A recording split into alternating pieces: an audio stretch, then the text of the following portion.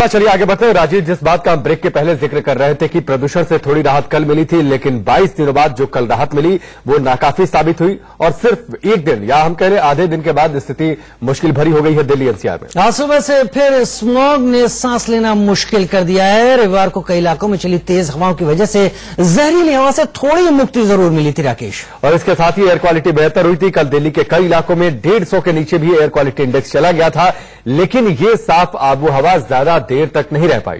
सुबह होते ही दिल्ली एनसीआर का हाल फिर से बेहाल हो गया। तस्वीरें आपके टीवी स्क्रीन पर इस वक्त आपको दिखाई दे रही होंगी। फॉग की स्थिति है, स्मोक की स्थिति, जो भी कहें, लेकिन हालात बेहतर तो नहीं ही है। और मौसम विभाग की माने तो आज शाम से फिर दिल्ली एनसीआर का मौसम और तेजी से बदलने वाला है, यानी शाम के बाद प्रदूषण का स्तर फिर बढ़ने वाला है। इसके अलावा दिवाली के बाद भी हवा जहरीली होने की संभावना है। तस्वीरें आपके टीवी स्क्रीन पर इस वक्त। तो रविवार को लोगों ने राहत की सांस ली थी, लेकिन सोमवार से यानी आज से एक बार फिर से दिल्ली की हवा जहरीली हो रही है और दिवाली परसों है, तो आप समझिए स्थिति कितनी मुश्किल भरी हो सकती है। दो सहयोगी हमारे साथ बने हुए हैं, मनोहर केसरी और जतिन हमारे साथ जुड़े हुए हैं। मनोहर, सबसे पहले आपका रुख करते हैं। कल तो ऐसा लगा था कि शायद मौसम में स्थिति बेहतर हो रही है, प्रदूषण से मुक्ति मिलेगी, लेकिन सिर्फ एक दिन भी नहीं बीता और उसके बाद आप सुबह सुबह मैं दफ्तर आ रहा था तो फॉग भी था, स्मॉग भी था, और ये जब दोनों आपस में मिल जाते हैं तो और ज्यादा खतरनाक हो जाता है।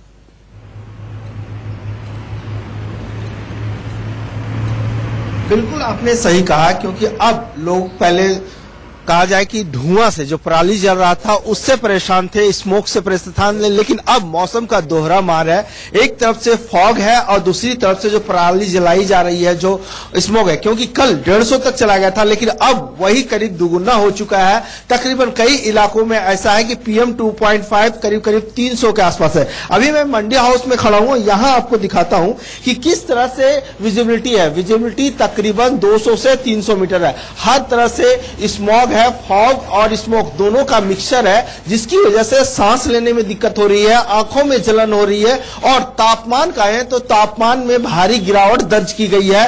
तापमान 4 डिग्री गिर करके सुबह अगर 5:30 बजे की अगर हम बात करें, जो रिकॉर्ड टाइम होता है उसमें से 15.6 मीन्स तकरीबन 16 डिग्री सेल्सियस है। तो आप अंदाजा लगा सकते हैं, एक तो धीरे धीरे ठंड की मार शुरू है, उसके ऊपर स्मॉग, जिसके कारण लोगों को बहुत ज्यादा परेशानी हो रही है। और आज धनतेरस है तो लोग बाहर भी निकलेंगे, जिसके कारण लोगों को इतनी ज्यादा दिक्कत होने वाली है, सड़कों में भी जाम लगने वाला है। और दूसरी बात, मैं लोगों से भी ये कहना चाहूंगा कि आज से लेकर के परसों तक जब दीपावली है वो कम से कम पटाखे ना छोड़े, मनाना हो तो दिया जला करके दीपावली में, क्योंकि हालात हम देख रहे हैं। हम अभी स्पॉट पे मौजूद है, यहाँ मंडी हाउस की हालत आप देख करके अंदाजा लगा सकते हैं कि किस तरह के मौसम हो चुका है और स्मोक से लोग काफी ज्यादा परेशान है। जी, लेकिन मनोहर, लगता है आपको ठंड की फिक्र नहीं है, शर्ट में आप दिख रहे हैं। हालांकि जतिन गोस्वामी हमारे साथ गाजियाबाद से जरूर जुड़ रहे हैं, जैकेट भी पहनी हुई है, मास्क भी लगाया हुआ है। जतिन, गाजियाबाद के हालात क्या है?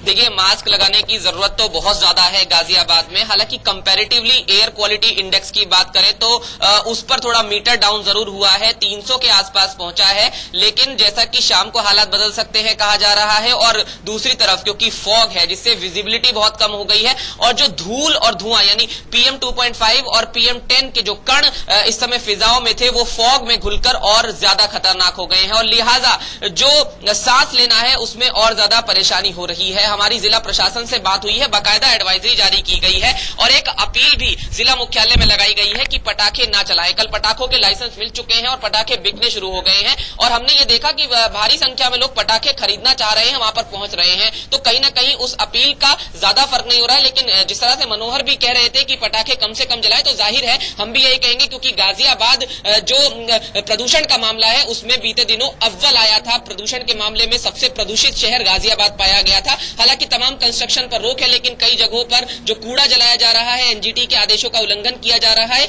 उससे परेशानी हो रही है। और ये जो मेरे पीछे आप फॉग देख रहे हैं, सामने एक बिल्डिंग आपको बहुत क्लियर नजर नहीं आएगी, मुझे भी नजर नहीं आ रही है, किसी को नजर नहीं आ रही है, तो निश्चित तौर पर ये बहुत खतरनाक है। और स्वास्थ्य विभाग ने एडवाइजरी जारी करके कहा है कि जितना कम हो सके घरों से बाहर निकलें, और जो मास्क है इस तरह का वो जरूर लगाए और तमाम एहतियात बरतते रहे। जी, मनोहर भी हमारे साथ जुड़े हुए हैं। मनोहर, एक तो जो एडवाइजरी जो जारी की गई थी 1 से 10 नवंबर के बीच, वैसे ही मुश्किल भरी स्थिति बताई गई थी। कल राहत जरूर मिली थी। मौसम विभाग का अनुमान यह है कि आने वाले दिनों में स्थिति और ज्यादा बेहतर नहीं होने वाली है। आज शाम से स्थिति और गंभीर होगी। परसों दिवाली है, पटाखे फूटेंगे, प्रदूषण और बढ़ेगा। एहतियाती कदम सरकार के द्वारा क्या और आम लोग क्या, उनसे क्या अपील की जाए, वो क्या कुछ करे प्रदूषण से बचने के लिए?